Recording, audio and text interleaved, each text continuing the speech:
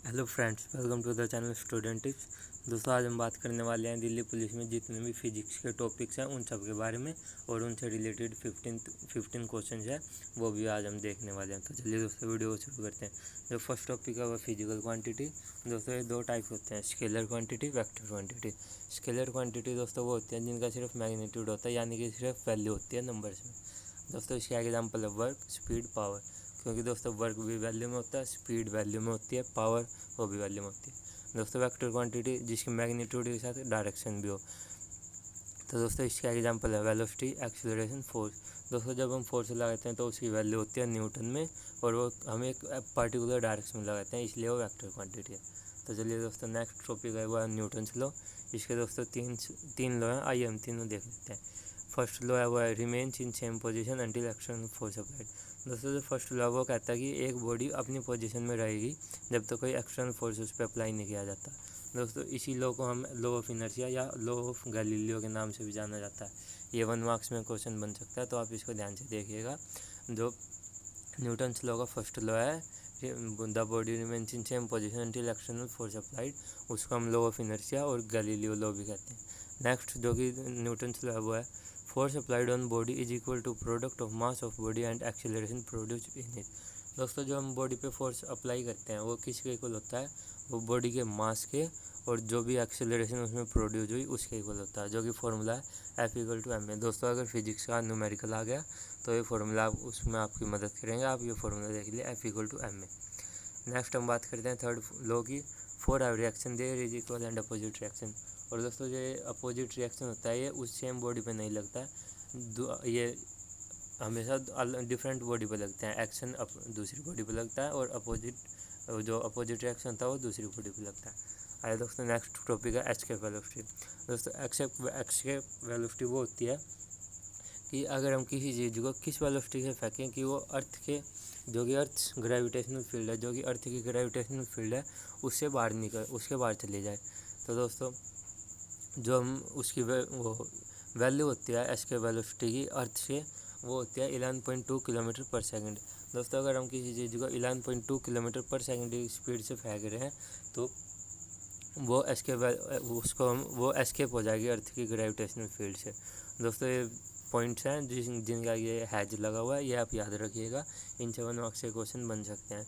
Value of escape velocity of body does not depend on its mass. दोस्तों अगर body का कितना भी मास हो उसकी जो एस्केप वेलोसिटी होती है वो उसके मास पे डिपेंड नहीं करती। और जो मून की एस्केप वेलोसिटी होती है वो होती है 2.38 किलोमीटर पर सेकंड। दोस्तों नेक्स्ट वो हेडिंग है जो स्टेशनरी ऑर्बिट ऑफ जो stationery satellite is 35,800 kilometre from earth surface. दोस्तों जो स्टेशनरी ऑर्बिट है जो स्टेशनरी सैटेलाइट का, वो अर्थ सरफेस से कितनी दूर है, वो है 35,800 किलोमीटर। दोस्तों ये 1 मार्क्स का क्वेश्चन बन सकता है, तो आप इसे ध्यान से देख लीजिएगा। आइए दोस्तों जो नेक्स्ट टॉपिक है वो है वर्क। आइए हम बात कर लेते हैं वर्क के लिए। When body displace by the some distance by force applied. दोस्तों जब हम किसी चीज़ को फोर्स अप्लाई करते हैं और वो कुछ डिस्टेंस से दूर चली जाए तो हम कहते हैं कि वर्क हुआ है। दोस्तों जो ऐसा यूनिट वर्क की होती है वो होती है जूल, और जो वर्क का फॉर्मूला होता है वो होता है Fs cos थीटा। जो फोर्स है, जो F है वो है फोर्स और जो S है वो है डिस्प्लेसमेंट कितनी हुई बॉडी में, और जो cos थीटा है वो है एंगल, किस एंगल से हुई। और दोस्तों जो एंगल है वो होता है डायरेक्शन ऑफ फोर्स, किस डायरेक्शन में फोर्स लगा उसके और डिस्प्लेसमेंट के बीच में। और दोस्तों मैं एक बात और बता दूं, अगर हम किसी चीज़ पे फोर्स लगा रहे हैं और वो चीज़ डिस्प्लेस नहीं हुई तो हम उसको वर्क नहीं करेंगे। जैसे एक कूली अपने सिर पे बैग रखता है और चलता है तो वो कोई वर्क नहीं कर रहा, क्योंकि जो उसके सिर पे बैग रखा है वो कोई डिस्प्लेस नहीं हो रहा है। अरे दोस्तों 3 कंडीशन है इसकी, work equal to Fs cos theta की, ये देख लेते हैं। इनमें 1 मार्क्स का क्वेश्चन ज़रूर बन सकता है। जब थीटा 90 से ग्रेटर हो तो वर्क नेगेटिव होगा, जब थीटा 90 से छोटा हो तो वर्क पॉजिटिव होगा, और जब थीटा 90 के इक्वल हो तो वर्क 0 होगा। आइए दोस्तों नेक्स्ट टॉपिक एनर्जी। दोस्तों एनर्जी हम उसको कहते हैं कि एक आदमी कितना काम कर सकता है, कैपेसिटी ऑफ डूइंग वर्क, मतलब उसके काम करने की क्षमता को हम एनर्जी कहते हैं। दोस्तों जो एनर्जी है वो है वेक्टर क्वांटिटी है, और जो इसकी ऐसा यूनिट है वो है जूल, और जो एनर्जी का फॉर्मूला वो है Fs cos 90। दोस्तों वर्क में था थीटा और इसमें है 90, तो W = Fs cos 90। दोस्तों एनर्जी टू टाइप्स की होती है, kinetic energy, potential energy. Kinetic energy का फॉर्मूला होता है K=12 mv²। दोस्तों ये न्यूमेरिकल में आपकी बहुत हेल्प करेगा, आप याद रखिए। और जो पोटेंशियल एनर्जी होती है वो होती है U=mgh। दोस्तों जो m है ये बॉडी का मास, g ग्रेविटेशनल फील्ड और h हाइट।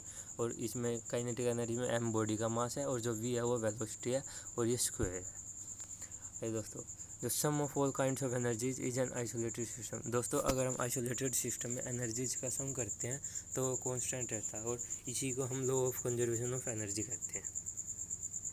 दोस्तों next topic power, rate of doing work. जिस रेट से हम काम कर रहे हैं उसको हम पावर कहते हैं। दोस्तों जो पावर का फॉर्मूला होता है वो होता है work done upon time taken, कि कितना काम किया और कितने टाइम में किया। दोस्तों ये पावर की कुछ यूनिट्स हैं, याद रखिए। 1 watt hour 3600 joule, 1 kilowatt hour 3.6 × 10⁻6 joule, 1 HP horse power 746 watt. दोस्तों याद रखिए, न्यूमेरिकल में आपकी बहुत हेल्प करेंगे। साउंड, दोस्तों ये एनर्जी की एक फॉर्म है जो हमारे कानों में जाके सेंसेशन प्रोड्यूस करती है, जिससे हमें आवाज़ सुनाई देती है। और दोस्तों जब साउंड एक मीडियम से दूसरे मीडियम में जाती है तो उसकी स्पीड और वेवलेंथ चेंज होती है, फ्रीक्वेंसी वही रहती है। दोस्तों ये 1 मार्क्स में क्वेश्चन बन सकता है, तो आप इसको ध्यान से देखिएगा। जब साउंड एक मीडियम से दूसरे मीडियम में जाती है तो उसकी स्पीड और वेवलेंथ चेंज हो जाती है, लेकिन फ्रीक्वेंसी सेम रहती है। Speed remain same by the change in pressure. दोस्तों अगर प्रेशर में चेंज आ रहा है अगर प्रेशर में चेंज आ रहा है तो साउंड की जो स्पीड है वो वही रहेगी। और अगर टेम्परेचर मीडियम है, जिस मीडियम में साउंड ट्रैवल कर रही है उसके टेम्परेचर में चेंज आ रहा है, मतलब टेम्परेचर इंक्रीज कर रहा है, तो जो स्पीड है साउंड की वो भी इंक्रीज होगी। नेक्स्ट टॉपिक है light, radiation which makes our eyes to see object. वो रेडिएशन जो हमारी आंखों को किसी चीज़ को देखने में मदद करेगी। दोस्तों जो लाइट की स्पीड होती है वो होती है 3 × 10⁸ मीटर पर सेकेंड। दोस्तों आप सोच रहे होंगे कि ये इन्हें छोटे छोटे टॉपिक हैं। दोस्तों दिल्ली पुलिस की जो ऑफिशियल साइट है उस पर भी आपके ऐसे टॉपिक दे रखे हैं। जो दिल्ली पुलिस का पेपर है वो हार्ड नहीं आएगा, और दोस्तों जो मैथ है वो भी बेसिक लेवल का है। तो दोस्तों आपको घबराने की कोई ज़रूरत नहीं है। आपको दिल्ली पुलिस का पेपर अगर आप थोड़ी ज़्यादा मेहनत करेंगे तो आपका आसान से पेपर क्लियर हो जाएगा। दोस्तों जो लाइट होती है वो 8 to 19 मिनट्स लेती है सन से अर्थ पे आने में, और जो मून से लाइट आती है अर्थ पे वो लेती है 1.28 सेकेंड। दोस्तों ये आप टाइम नोट कर लीजिएगा। जो लाइट सन से अर्थ पे आती है वो लेते हैं 8 to 19 मिनट्स, और जो मून से आती है वो लेते हैं 1.28 सेकेंड। आइए दोस्तों रिफ्लेक्शन फ्रॉम प्लेन मिरर। दोस्तों जो प्लेन मिरर से रिफ्लेक्शन होती है वो उसकी जो इमेज होती है वो वर्चुअल एंड इन्वर्टेड होती है। और दोस्तों अगर आपको मिरर में अपनी फुल इमेज देखनी है तो आपको मिरर में अपनी तो a person requires a mirror of half of his height. तो दोस्तों जो मिरर है वो उसकी हाइट के हाफ होना चाहिए। अगर मान लो आपकी हाइट 5 फुट है और आपको अपना फुल इमेज देखनी है तो जो आपको मिरर है वो होना चाहिए 2.5 मीटर का। आइए दोस्तों नंबर ऑफ इमेज फाउंड। दोस्तों ये फॉर्मूला आप याद कर लीजिएगा, प्लेन मिरर में कितनी इमेज बनती है। तो इसका जो फॉर्मूला वो है n = 360 डिग्री अपॉन थीटा -1। दोस्तों ये थीटा ये एंगल है, किस एंगल पे लाइन जो है वो रिफ्लेक्टेड हो रही है। फिर दोस्तों ये कुछ spherical mirror, concave mirror, convex mirror. और दोस्तों जो ये देख लीजिएगा, ये 1 मार्क्स का क्वेश्चन बन सकता है। Image by convex mirror is always virtual, erect and diminished. जो कन्वेक्स मिरर इमेज बनाता है वो वर्चुअल, इरेक्ट एंड डिमिनिश्ड बनाता है, और जो कनकेव मिरर इमेज बनाता है वो जनरली रियल एंड इन्वर्टेड होती है। फिर दोस्तों यूजेज आ जाते हैं। कनकेव मिरर के शेविंग ग्लास में यूज़ होता है, हेडलाइट में यूज़ होता है व्हीकल की, सोलार कुकर्स में यूज़ होता है। दोस्तों जो कन्वेक्स मिरर है वो जो व्हीकल के साइडों में कैमरे वो मिरर लगे हुए होते हैं पीछे की चीज़ देखने के लिए, वो रियर व्यू मिरर होते हैं व्हीकल में, वो कन्वेक्स मिरर होता है। और जो सोडियम रिफ्लेक्टर लैंप में होता है वो भी कन्वेक्स मिरर होता है। आइए दोस्तों अब क्वेश्चन देख लेते हैं इसके। Question, solar energy is due to A fusion reaction, B fission reaction, C combustion reaction, D chemical reaction. तो दोस्तों जो इसका आंसर है वो है ए पार्ट, फ्यूजन रिएक्शन। मैं टिक कर देता हूँ।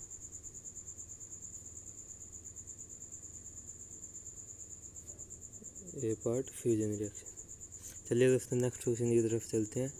Question 2, which falls down faster in A vacuum, A feather ball और ए वुडन बॉल और ए स्टील बॉल। दोस्तों वैक्यूम में कौन सी, ये पूछा गया कि वैक्यूम में कौन सी बॉल जल्दी नीचे आएगी, फेदर बॉल, वुडन बॉल और steel ball.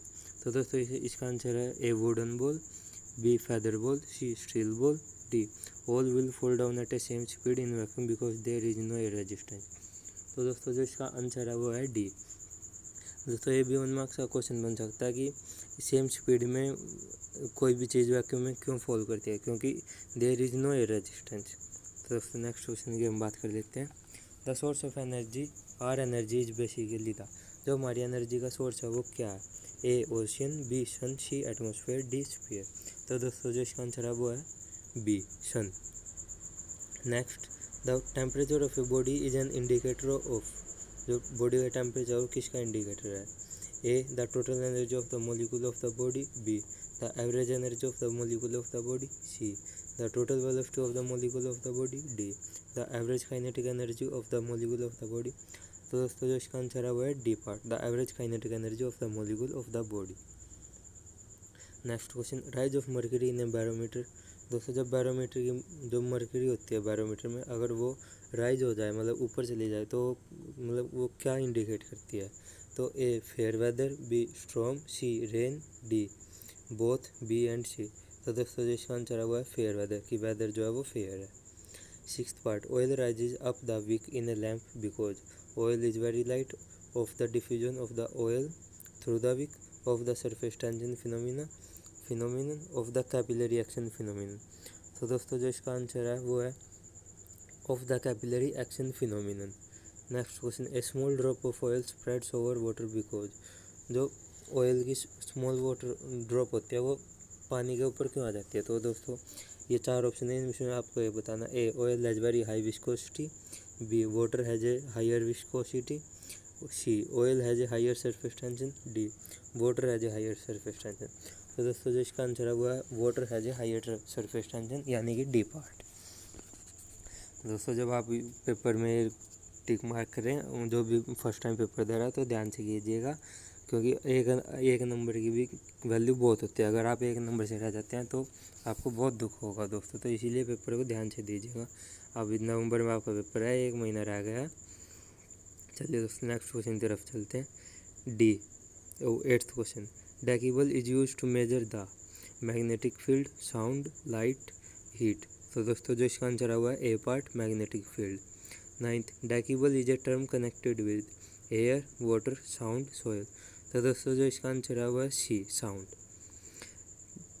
10th question, tiredness is felt on the top of the mountains because. दोस्तों जब हम माउंटेन्स के टॉप पे चले जाते हैं तो हमें टायर्डनेस मतलब हम थके हुए क्यों हमें थकान क्यों महसूस होती है? A high temperature, B low temperature, C high pressure outside the body, D low pressure outside the body. तो दोस्तों जो इसका आंसर है वो है low pressure outside the body. Next question, when light passes from air into glass it experiences change in. जब light air से glass में जाती है तो वो किस में चेंज एक्सपीरियंस करती है? Frequency and wavelength, frequency and speed, wavelength and speed, frequency, wavelength, speed. तो दोस्तों जो चेंज होता है वो होता है वेवलेंथ एंड स्पीड में, यानी कि C part. Next 12th question, the principle due to which circular patches of light is seen under a tree during day time is similar to that of image formation by.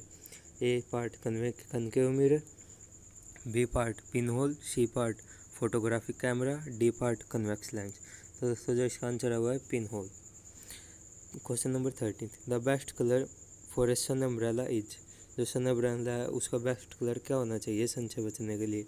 A black, B black on top and white on inside, C white on top and black on inside, D printed with all the 7 colours of rainbow. तो दोस्तों जो इसका answer है वो है white on top and black on inside. दोस्तों आप अगर अम्ब्रेला खरीदे तो इसी कलर की खरीदिएगा, जिसका टॉप वाइट हो और जो इनसाइड से हो वो ब्लैक हो। Next question, myopia is a disease connected with. दोस्तों जो मायोपिया होती है ये आंखों की कमी होती है, तो इसका आंसर जो है वो है D eyes. Next question and last question, a compass needle can not be use to detect magnetic north south direction, polarity of a magnet, strength of a magnet, direction of magnetic field. तो दोस्तों जो इसका answer होगा C part, direction of magnetic field. दोस्तों अगर आपको video अच्छी लगी हो तो वीडियो को लाइक कीजिएगा और अपने फ्रेंड्स के साथ ज़रूर शेयर कीजिएगा, जिससे वो भी वीडियो को देख के दिल्ली पुलिस के पेपर की तैयारी अच्छे से कर सकें। अगर उनको इनमें से कुछ चीज़ ना पता हो तो उन्हें भी पता लग जाए, उनका भी पेपर अच्छा जा सके। और दोस्तों चैनल को ज़रूर सब्सक्राइब कीजिएगा, so that you will never miss an update from this channel. Thank you दोस्तों।